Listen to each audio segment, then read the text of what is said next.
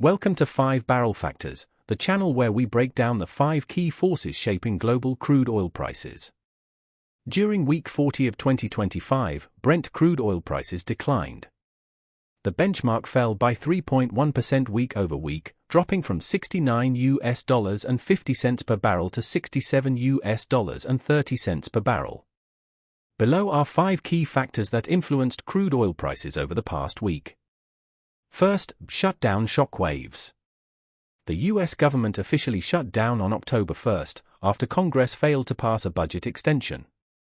About 750,000 federal employees were furloughed, while only 1,600 out of 13,812 staff remained at the Department of Energy. This has triggered concerns over delays in permitting, approvals, and statistical releases, including crucial EIA data. A prolonged shutdown could cut Q for growth, weaken the dollar, and dampen market confidence. While the EIA has pledged to keep publishing energy data, uncertainty in U.S. fiscal stability typically drives investors to safer assets. For oil markets, risk-off sentiment can weigh on demand expectations. Such uncertainty typically reduces investor risk appetite, potentially pressuring oil prices downward due to lower expected demand growth. Second, OPEC Plus at the crossroads. On October 5th, OPEC Plus will meet to review its November production policy. The alliance, which supplies nearly 50% of the world's oil, is already enforcing 1.65 million barrels per day of voluntary cuts, on top of 2.2 million barrels per day formal cuts. Sources suggest Saudi Arabia is pushing for an output boost of 274,000 to 500,000 barrels per day, potentially 2 or 3 times higher than October's 137,000 barrels per day hike. Russia, constrained by sanctions, is reluctant to support a larger increase. With OPEC Plus crude output at 42.25 million barrels per day in August, any decision to accelerate supply will directly sway balances. If production rises sharply, global inventories expand, pressuring benchmarks. If the alliance raises output substantially, the additional supply could cap recent price gains and increase downward pressure, though hesitation or discord could support market volatility. Third, U.S. output at record highs. U.S. crude output hit a record 13.64 million barrels per day in July, according to the EIA, with 10.12 million barrels per day coming from the Gulf Coast. That's up nearly 560,000 barrels per day compared to January 2025. Imports also climbed to 196,174 barrels in July from 184,939 in June, with Canadian volumes surging by over 15,000 barrels. Commercial crude stocks totaled 1.26 million barrels, slightly higher than earlier months. Rising production has outpaced analyst expectations, fueling demand for oilfield services, forecast to reach $36.9 million by 2031. The U.S. remains the world's swing supplier, and higher American output tends to add supply-side pressure.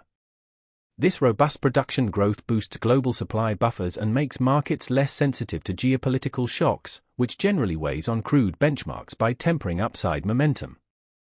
Fourth, Russian fuel freeze. Russia extended its gasoline export ban and introduced a partial diesel ban until year-end. The measures cover all diesel types, from summer to marine gasoil, and follow shortages estimated at 400,000 metric tons. Drone attacks have also knocked out major refineries across Samara, Salavat, and Astrakhan. To stabilize domestic supply, Moscow revised its damping mechanism, raising compensation levels for refiners selling below export prices. The bans exclude intergovernmental export deals, but they still remove significant volumes from global trade flows.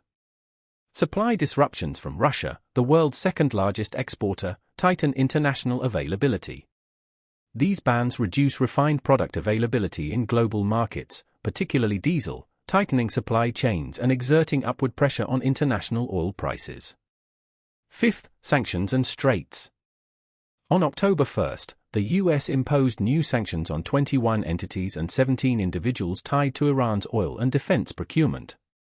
Iran's crude exports averaged 1.6 million barrels per day in 2025, up from 1.5 million barrels per day last year. The UN sanctions snapback could limit bunkering, finance, and shipping, pressuring Tehran's ability to maintain exports. Meanwhile, Yemen's Houthis blacklisted 13 U.S. firms including ExxonMobil and Chevron, threatening to block them from the Red Sea and Bab el-Mandeb Strait. Though symbolic, such threats heighten shipping risks. If sanctions tighten or maritime insecurity escalates, fewer barrels may reach markets.